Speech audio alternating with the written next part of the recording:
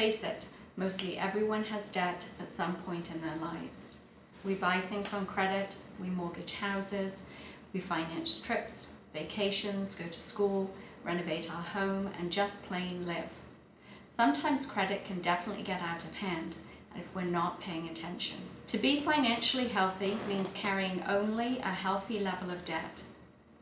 Many negative feelings can come from discovering deep debt, such as feelings of embarrassment, a sense of shame, and often a reluctance to not talk about it or even seek help.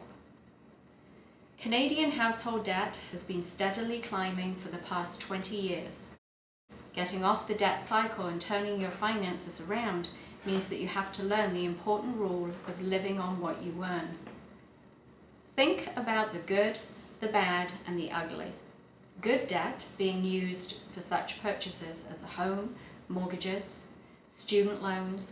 Think of good debt as things that would generally have an appreciation aspect to them. Bad debt, such as high interest debt, like credit cards, full of consumption spending, generally spending on stuff that depreciates in value. Plus, there is the hard cycle to break of monthly minimum payments. Then there is just the plain old ugly debt, the debt incurred often as a last resort. These are debts that not only have high interest charges, but also additional fees, which often aren't discovered until the bill is actually due. Consider too the emotional costs, having fear, guilt, and anger towards not only creditors but also oneself.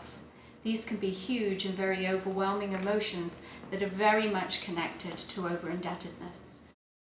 Stress tends to get into every single facet of life, from eating, sleeping, our relationships, work, and even basic tasks like driving the car. It can feel like it is everywhere. There is the social cost of debt. Consider divorce and lost relationships, conflict within relationships, at home, daily tasks of interaction with family members or co-workers can be very much strained, to say the least. Legal proceedings, foreclosures, collections, and the last resort of bankruptcy. So, where to start? It helps to tell someone, work with a financial fitness coach who can show you how to take the first steps to relieving the stress and finding your road back to sound financial health. It is important to get an honest picture of the entire debt situation. Fully examine the nature of your debts and the interest cost, type of debt, and balance so that realistic solutions emerge. This will actually resolve the problem and not just be a band-aid solution. So where to get started? Consider these options. The snowball method, a choice to use if you want to see and mark successes quickly. Focus larger payments on the smallest debts first, while making only minimum payments on remaining debt. High interest method.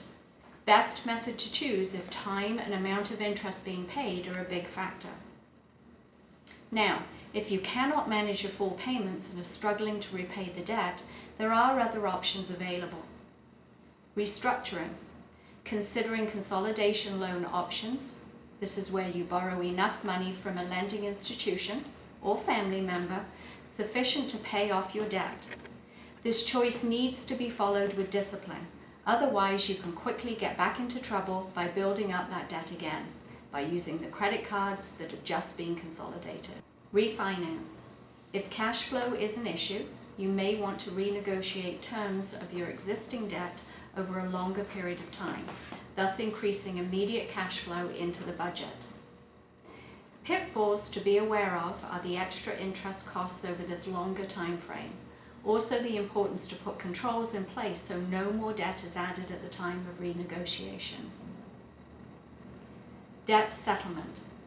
For when you have a larger sum of money available, you can ask your creditors to consider a settlement, where an offer is made to your creditors for them to consider less than the full amount that is actually owed. Repayment plans. A choice to consider when you can't make required payments. You can negotiate with your creditors to see if they will reduce interest and or lower your payments.